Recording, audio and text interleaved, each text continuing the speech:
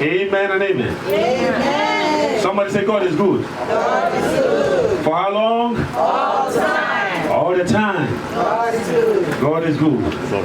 Amen. Amen.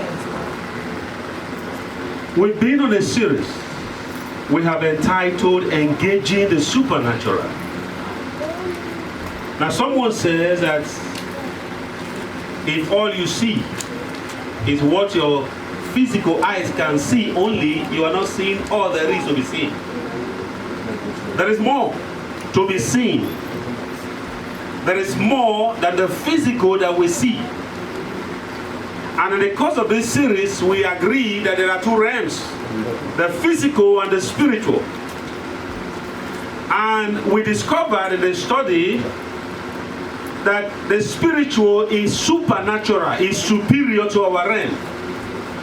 And the supernatural controls things in the physical. Whatever you see on earth, first of all, is initiated from the realm of the spirit.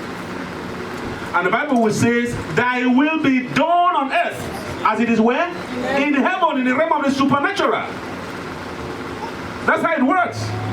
Over there they initiate it, then what you see play out is just the outcome of decisions that be made in the realm of the spirit. And as believers, as God's people, it's important we have this understanding. For we're not wrestling against flesh and blood, but against spiritual wickedness in high places. Forces unseen. You lock the door, they can come inside. They can visit you uninvited. They cause all kind of trouble and affliction. How do you handle that? You don't know. When they cause trouble, doctors cannot diagnose it. It is supernatural. And we also agree whoever has access to the realm of the supernatural make things happen on earth. The one of the first study we looked at, we saw the slave girl that made Paul and Silas to be thrown in jail. She was a slave girl, but she had a spirit of divination. And the Bible says she brought more gain to her master. So she was more profitable than all the experts in her day and in her city. Why? She had access to the realm of the spirit. And she was so valuable to her master, even though she was a slave. Why? She had access to the realm of the spirit. So as believers, we must know how to engage the powers that are for us. We read on Friday when we came for the vigils in Romans chapter 8, it says, if God be for us, who can what? Be against us. So there is one that is for us that is stronger than anything you see, than circumstances and situation. When he steps into a situation, it's over. That's the God we serve. But we must know how to engage, how to draw his attention and presence. You know the life we live, when you're in crisis, there's a number you dial. What's that number? 911. You're calling for help, isn't it? Yes, whenever you dial the number, they know there's crisis where you are. Even if you cannot talk, they can locate you, maybe through your phone and all that, and they come for help. You are calling for help, and they come for rescue. But there are help that are beyond the effort of humans. That sometimes you call and say, we can't help you in this matter. What do you do in that situation? If you begin a business and the business is not prospering, what 911 do you call for intervention? They say we don't have what it takes maybe to make you profit or take you from where you are to the next level you must be. But there is a help you can call from above. The psalmist said, we lift up my eyes to the hill. From where does my help come? It comes from the Lord who made the heavens and the earth. We have access to superior help that can terminate all satanic frustrations and manipulations. Even if what we are going through is orchestrated by the force of darkness, we can bring it under subjection. For there's a name given among men above every other name. When you mention it, every knee bows. Of things in heaven, earth, and below the earth. That's been the series, engaging the supernatural. How do I tap into the other realm? God's power to make it work for me, affect my situation, and brings a turnaround. And last Sunday we looked at the power of sacrifice. Today we're looking at engaging the supernatural through praise. Someone say praise. Praise. You know, the scripture says the weapons of our warfare are not carnal, but they are mighty through God to bring down strongholds. sometimes we are looking for things more sophisticated than God has provided. They look so ordinary that it doesn't make sense to us. And so when we read in 2 Kings chapter 3, you see, in the physical world we live, if you are not strong, you're going to be under tribute, under oppression. It's been a rule. So we saw here, when Ahab lived as a king over Israel, he was able to conquer this nation called Moab. And they paid tribute to him. Every year, they pay him 100,000 lambs and 100,000 rams and wool. But when he died, the nation longed to be free from the oppression of Israel, as it were. And the Bible said they rebelled against the son of Ahab who became king. And when they broke camp, this man still wanted the ram and the wool he got from Moab. And he said he now invited King Jehoshaphat of Judah and another king of Edom, 3 of them. He said, let's go and bring Moab again under subjection to keep paying their tribute. You see, the way the word works, if the enemy gets you under, he doesn't want to leave you except you fight your way out of it. That's the word we live. So when you're under spiritual oppression, it's going to remain. Except you come to a point and say, no, this is not the plan of God for me. This is not the will of God. This thing must stop. It's when you fight against it, you break free from its influence. And so Moab desired to be free. And when they rebelled, the son of Ahab said, you know what? We need to bring these people back under subjection. And these 3 kings teamed up to go and fight against Moab. Unfortunately, on their way, after 3 days, after 7 days, they discovered there was no water in the wilderness. There was crisis. If there's no water for you and your troop and your animals, the horses you're going to fight the battle with, if they are weary, they can't fight. So, and the man cried in verse 10. He said, then the king of Israel said, alas, the Lord has called these 3 kings to give them into the hands of Moab. You see the frustration? Is it God that has now lured us into the hands of our enemy who want to bring under subjection? We are in trouble. So when you come into crisis, what is the way out of it? So they were in crisis, no water. They were in the desert. What do? And we're in a battle. So we try to bring that nation under subjection. If we don't take care, we may come under subjection to them because of the situation we are in. And when the man cried, Jehoshaphat said, is there not a prophet of the Lord here? Can you see that? Victory on earth is connected to what happened in the realm of the spirit. He's looking for a prophet over a physical battle they are fighting. Why? He knows the realm of the supernatural control the physical. We don't have water for our army to drink, our animals to drink. But we want to hear what God will say. They believe God can solve the problem in the desert. Do you believe God can solve your problem? It doesn't matter what it is. They believe they were not looking for a prophet. And somebody responded. He said there is one prophet here called Elisha who used to pour water in the hand of Elijah. And Jehoshaphat said the word of the Lord is with him. So the king of Israel, Jehoshaphat, and the king of Edom, they went down to meet Elisha. Now, on and on went the conversation. Elijah said, your father used to have 400 prophets. He was talking to Jehoram, the son of Ahab. Why are you coming to me? You have no respect for my God. But because of Jehoshaphat who feared the Lord, he gave them attention. He said, and Elijah said, as the Lord lives, before whom I stand, were it not I have regard for Jehoshaphat, the king of Judah, I would neither look at you nor see you. Now, my concern is verse number 15. But now, bring me a musician. Someone say a musician. Now, some versions say, bring me a minstrel. Bring me someone who can play and who can sing. Now, Elisha wants to connect to the realm of the spirit to hear what God is saying. Can I say to us, no matter what the crisis, one word from God is all it takes to dissolve it. One word from God is all it takes to give us a turnaround. 3 kings were stranded in the desert here, and thank God they have a sense enough to look for the word of the Lord over their situation. And when they came, Elisha also knew that they want the word of the Lord. For God to speak, there must be an atmosphere I create for him to respond. I have to engage of the heaven, it will make God, it will compel God to respond to me. And what did he engage? He said, the instrument of a minstrel. And now let's read. Verse 15, bring me a minstrel. And the Bible says, when the musician played, the hand of the Lord. Someone say the hand of the Lord. The hand of the Lord. The hand of the Lord came upon Elisha. And he said, thus says the Lord, I will make this dry stream bed full of pools. For thus says the Lord, you shall not see the wind or the rain, but the stream bed shall be filled with water, so that you shall drink, you and your livestock and your animals. He said, this is but a light thing for the Lord to do. He will also give you the Moabites into your hand. And you shall attack every fortified city and every choice city, and shall fell every good tree and stop up their spring, and ruin every good piece of the land with stones. The Bible said the next morning, in the time of the offering of the morning sacrifice, water came from the direction of Edom.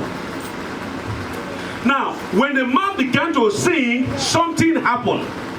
Now, can I say this to you? The praise and the worship you neglect is actually the medium of God's intervention. It is the medium of God riding into your situation to cause a turnaround for you. There is something about prayer that is so important to God, He cannot resist. Can I say this while hearing? Praise is the only thing that God cannot do for Himself. He expects His creations to do it. Have you seen a successful man? Let's assume you bought a land, you bought a good house, you bought some wonderful cars, and you invite your friends to come and thank me for buying a house. It means something is wrong. You see, God is so great, He's so glorious, so awesome, He cannot praise Himself. He expects His creator to see His greatness and give Him the praise. And when you praise God, Psalm 22 verse 3 says, God is holy, He inhabits the praise of His people. Praise build a house for God to live. Do you want God to live in your house? Give Him praise. Praise releases the power of the heaven to the earth and makes things that are difficult to receive a turnaround. The hand of God came upon Elisha and said, this is what the Lord says. And once God has spoken, that's the end of it. For so shall my word be that going for out of my mouth, it never come back to me void. It will accomplish what I please. Someone say amen? Amen. So very important, if our life is dry of praise, it will be dry of miracles. A believer's life that is dry of praise is dry of miracles. Look at the miracle that was delivered here. The man said, you shall not see wind, you shall not see rain. But this valley, this desert shall be filled with water. Now, if you were a reasonable man, say, by what means?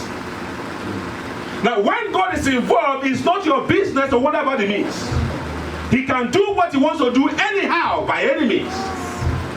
He said, go and dig dishes in the desert. There shall be water. And because they were used to God who does miracles, they never questioned the prophets. They only obey at the word, they dug the ditches. And the Bible says, in the morning, water came. God will meet you at the point of your need. Amen. Amen. Are you stranded? Are you experiencing difficulty? The tides of life is against you. Are you rowing against the wave? There is a God who turns the tides around. There's a God who does miracles beyond your imagination. Now, someone said there's division of labor between God and us. Your own is to believe what He has said. His own is to do it. How He wants to do it is His own business. You don't worry about it. Don't try to figure it out. He will do what He wants to do and how He wants to do it. So He sent the wind in the morning and water came for them. They all drank. And the man also prophesied to them, you shall overrun Moab. You shall defeat them. You shall take all the spoil. You will destroy the city and God will give you the victory. And that happened. May you receive victory in your battles in life. Amen. In the name of Jesus. Amen. What is the most important aspect of our walk with God is praise. If you don't have praise in your life, some people feel it's awkward for a believer to sing and make melody to the Lord. No. You see, your singing attracts the presence of God. And can I say this? All our trials in life, they are meant to close our praise line. The enemy doesn't want you happy, doesn't want you to sing. He's happy when you are in distress. He's happy when you are stuck. He's happy when you are oppressed. He's happy when you are complaining. But you know what the wisdom of God says? He says, in every situation, give thanks. For you don't know what God is doing. Give him praise. While you do so, God will ride through the wings of the praise to bring a miracle. Hallelujah. Engaging the power of the supernatural through praise. If you see praise as only what we do in 15-minute section of the worship on Sunday, then you've not seen it all. This is not like a sample, a rehearsal that you go and demonstrate at home. Each day you wake up, this is the day the Lord has made, and we what? And we rejoice and be glad in it. David knows the secrets. He says 7 times a day he praised God. Do you wonder why he became a man after the heart of God? God had a flair for praise, for thanksgiving, for grateful people. So when you are someone, whose life you appreciate, you are thankful, you are praising, every day you want to give God praise that he deserves. As a matter of fact, Psalm 29, he says, ascribe to the Lord the glory that is due to him. On earth we could be stingy with a lot of things and conservative. If you are conservative about praise, then you are starving God what he desires the most from your life. You need to be extravagant with praise. Somebody say extravagant. Give it to him anyhow. Can I say this? The devil can resist your prayer, but not your praise. You can pray and pray amiss, but can never praise and praise amiss, no matter what the voice looks like. When you make melody to the Lord from your heart, God is glad.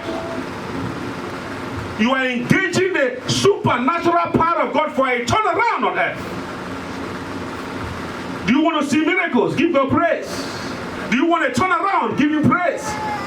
Are you stuck anywhere? Give God praise. He does miracles beyond number. And that's the God we serve. Engaging the supernatural. There is a power in the other realm that backs you up.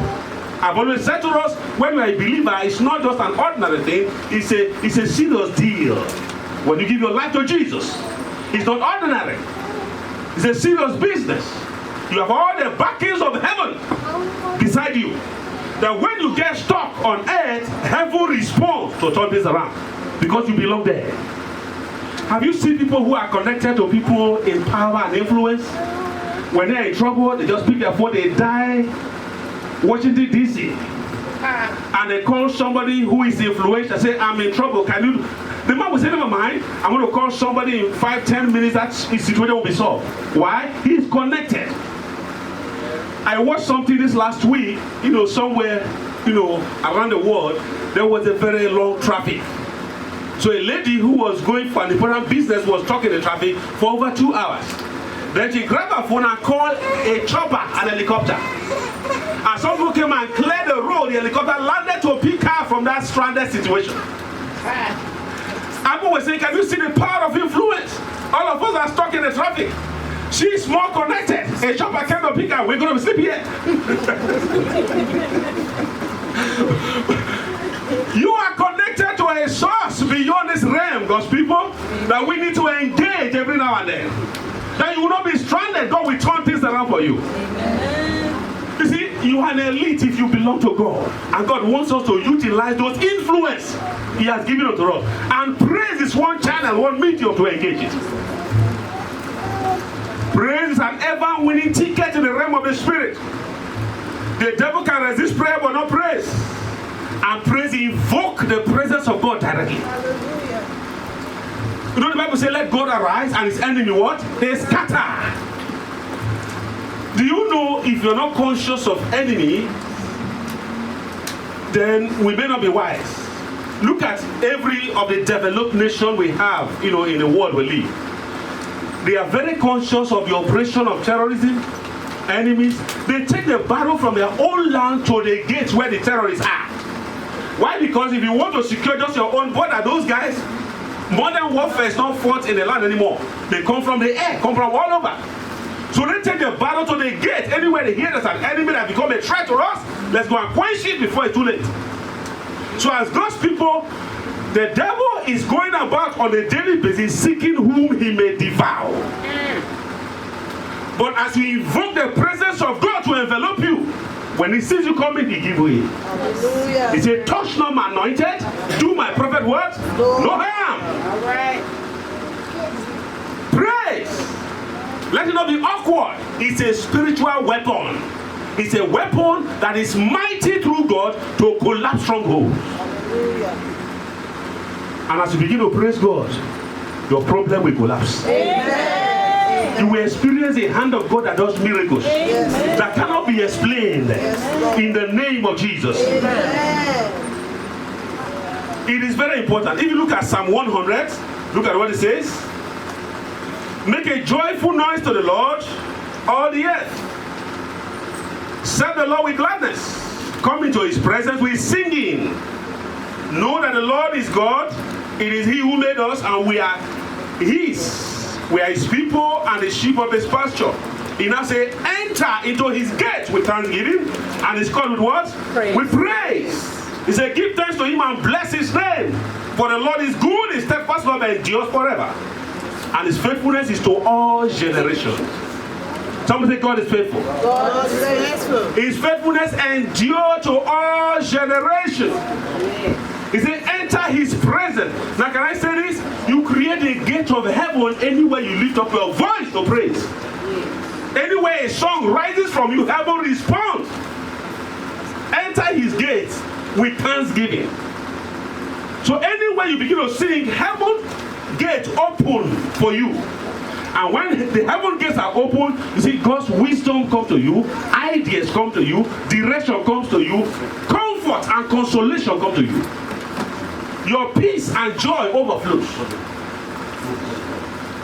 David now says in Psalm 150 verse 6, he said, let everything that has breath do what? Praise the Praise the Lord. Do you have breath in you? Yes. What is the expectation? Praise the Lord. Hallelujah. Let everything that has breath praise the Lord. Praise the Lord. Now the word let means allow. Allow those that will praise the Lord to live. Did you see that? You see, those who praise God, things doesn't die in their hands. Because there is life, the presence of God is there. And when God's presence is there, the presence is life and miracles. David fought so much wars, he lost none of them. Why? Because the presence of God was there by him, 247. God created, he builds a camp around those who praise. And you will enjoy his favor. You will enjoy his blessing. You will enjoy his miracle. When the enemy comes like a flood, he raises a standard against it. He said, this one is for me. You can't touch this one. Touch not my anointed. Do my prophet no harm. Even when David messed up, a prophet came to you, you have sinned against God. Before he could repent, God said, I have forgiven him. He's a favorite. What he's doing for me, you can't do it. If I kill him, who's going to praise me? So you become more valuable to God as you learn the act of praise. Hallelujah. Amen. Somebody say God is good. God is good. Very, very important. Engaging the supernatural with a weapon of praise. Yes. When we learn to praise God, we see miracles Yes. that cannot be explained. But the only way we can say this is the finger of the Lord. And God's presence will dwell. Do you know the devil cause all kind of distractions and confusion just to distract us from praising God? He hates it when we praise God. Are you being oppressed, tormented, experiencing funny things, and now you begin to give God praise? I told you a lady who moved into an apartment. All of a sudden she began to have nightmares. She can't sleep in the night. She was being harassed and oppressed, and she was inviting friends from the church, come and pray with me. There's a warfare going on here, I don't understand. When they pray with her, that oppression stopped for 1 week. Next week it continues. So she said, for how long shall this thing be? We're going to be fighting battle here in this apartment. So one day she invited others and said, this day we're not praying. Let's praise God throughout the night. And they praised God throughout the night, not knowing the neighbor opposite was the witch who comes to oppress her every night. That night they praised God, she packed and ran away for her life. She has to run away because the presence of God came and no devil can stand it. When we praise God, you will see miracles that happen in your life. Amen. Engaging the super supernatural. Praise God over your business. Praise God over your family. Praise God over your children. Praise God as you set out each day to go. Praise God as you return. He will preserve your going out and your coming in. That no weapon formed against you shall prosper.